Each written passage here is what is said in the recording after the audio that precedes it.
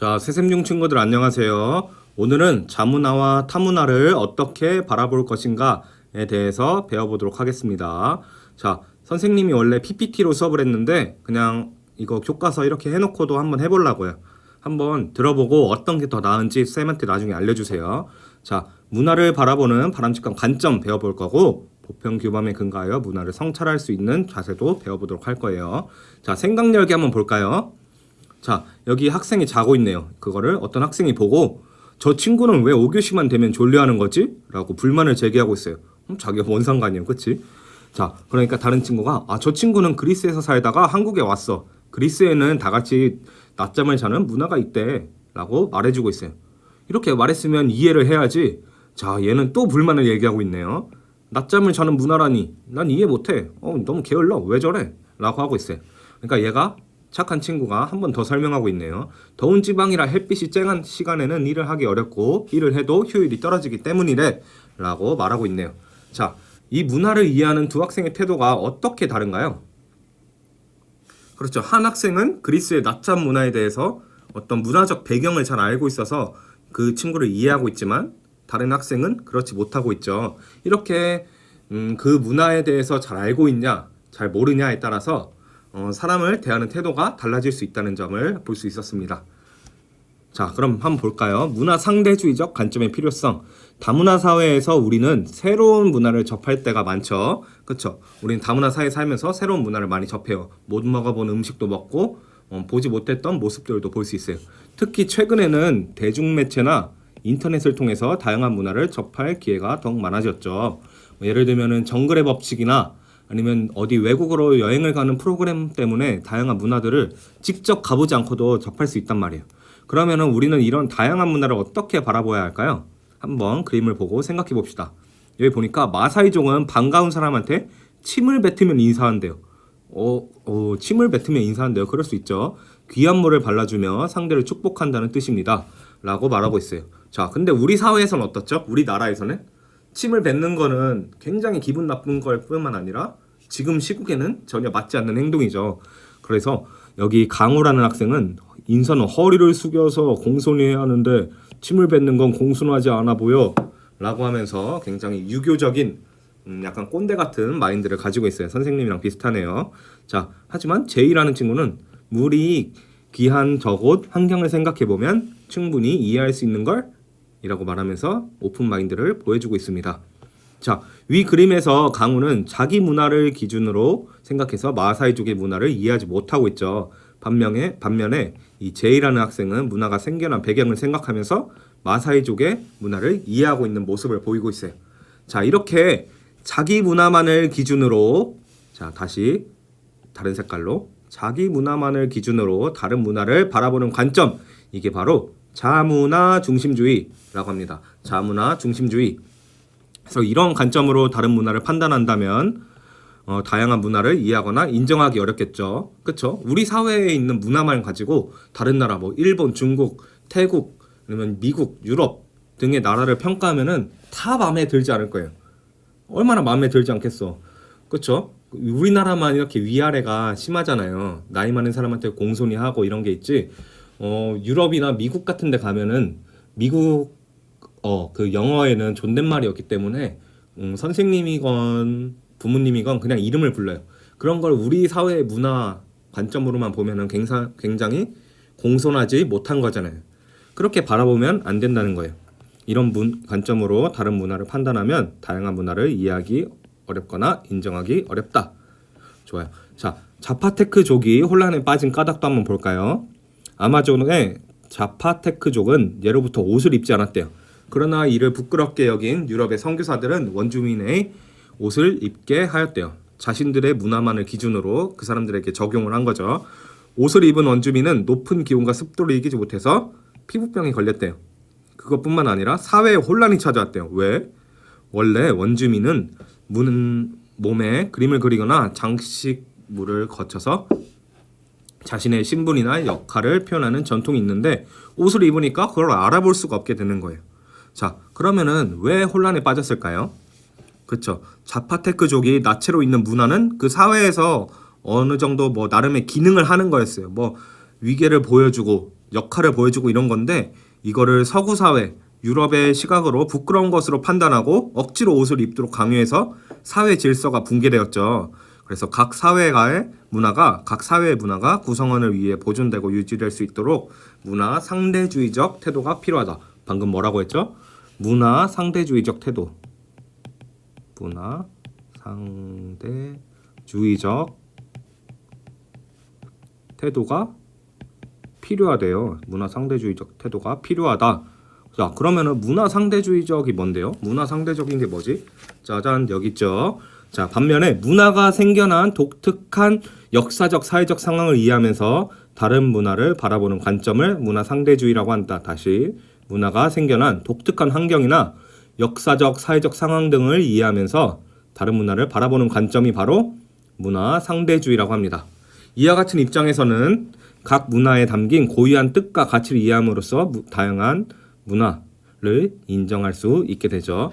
다문화를 살아가는 우리는 문화 상대주의를 바탕으로 해서 다른 문화를 인정하고 존중할 필요가 있대요. 우리는 문화 상대주의가 필요하다. 이런 태도로 다른 문화를 대할 때 우리는 다양한 문화와 풍요로움을 누리면서 사회 구성원 모두가 조화로운 삶을 살아갈 수 있다고 하네요. 그래서 자문화 중심주의를 피하고 문화 상대주의를 그런 입장을 가져야 한다는 게 도덕교과서에 실려있는 내용이네요. 자, 그럼 보편규범에 근거해서 타문화와 자문화를 성찰해 보는 거예요. 자, 우리는 서로 다른 문화를 인정하고 존중하며 함께 살아가야 되죠. 근데 모든 문화를 인정하고 존중할 수 있는 건 아니죠. 그쵸? 그런 건 아니에요. 안 되는 건 안 되는 거라고 분명히 말해줘야 돼요. 한번 기사를 읽어볼까요? 어떤 나라에서는 이거는 그쪽이에요. 기름 많이 나오는 나라 쪽, 뭐 사우디 이쪽이에요. 사우디 같은 나라에서는 어느 여성이 자신의 친오빠에게 명예살인을 당했대요. 명예살인이 뭐지? 여기 볼까요? 집안의 명예를 훼손했다는 근거로 가족 구성원을 살해하는 관습이래요. 이거는 보통 여성에게만 적용되는 문화예요. 그래서 이게 양성평등을 저해하는 문화 중 하나라고 볼 수 있습니다. 그 나라에서 여성의 성적 발언을 금기한대요. 우리나라에서는 어떻죠? 뭐 남자고 여자고 그런 게 뭔 상관이에요. 그쵸? 성적 발언 충분히 할 수 있어요. 뭐 너무 지나치고 누구에게 피해만 가지 않는다면. 근데 이 여성이 인터넷을 통해서 양성평등을 주장하면서 보수적인 분위기와 사회 분위기와 금기에 저항하면서 성적 발언을 조금 했어요. 그렇다고 해서 그의 친오빠가 내 여동생은 가족의 명예를 무너뜨렸다라고 하면서 가족의 명예를 지켜야 한다라고 말하면 동생을 살해했어요. 동생을 진짜 자신의 손으로 죽였어요. 그래서 명예살인이 불법임에도 불구하고 매년 1000여 명이 넘는 여성들이 명예살인으로 희생되고 있대요. 자, 위와 같은 명예살인과 같은 문화를 존중할 수 없는 까닭은 무엇일까요? 존중할 수 있나요? 아무리 다른 문화라고 하더라도 그것은 정당화될 수 없죠. 왜냐하면 사람의 생명을 빼앗는 것은 어떤 이유로도 정당화될 수 없기 때문에 명예살인을 어떤 문화로서 존중하기 어렵습니다. 그래서 우리는 위 기사의 명예살인처럼 인간의 생명을 해치는 문화를 인정하거나 존중해서는 안 돼요. 왜냐하면 명예살인은 보편규범에 어긋나는 문화이기 때문이에요. 보편규범에 어긋나는 문화이기 때문이다. 보편규범이 뭔가요? 자, 인간 존엄성과 인권, 자유, 평등과 같은 보편규범. 이거는 시대, 장소와 관계없이 항상 보장되어야 하는 어떤 규칙이자 도덕 법칙 이런 거라고 할 수 있어요. 그래서 문화가 상대적이라고 해서 그 안에 담긴 도덕 규범까지 상대적인 건 아니다. 그래서 따라서 우리가 타문화를 바라볼 때는 보편 규범의 테두리 안에서 다양한 문화를 인정하고 존중하는 자세를 갖추어야 한다. 즉 어떤 사회의 문화를 존중하긴 해야 하나 그것은 반드시 보편 규범의 테두리 안에서 그것이 정당해야 돼요. 그것이 즉 인간 존엄성이나 인권, 자유, 평등을 해치지 않는 선에서만 우리는 존중해야 한다는 겁니다. 그리고 타문화뿐만 아니라 자문화를 바라볼 때도 마찬가지예요. 우리 문화가 지닌 고유한 가치와 뜻을 계승하면서도 보편 규범에 어긋나는 것은 없는지 점검할 필요가 있어요. 자, 다음 만화를 보고 보편 규범에 근거하여 우리 문화를 성찰해 봅시다. 자, 우리 사회에서는 뭘 중요시하죠? 그렇죠. 우리 사회에서는 정을 굉장히 중요해요. 정. 그래서 정 갖고 학연. 네 세샘중 나왔니?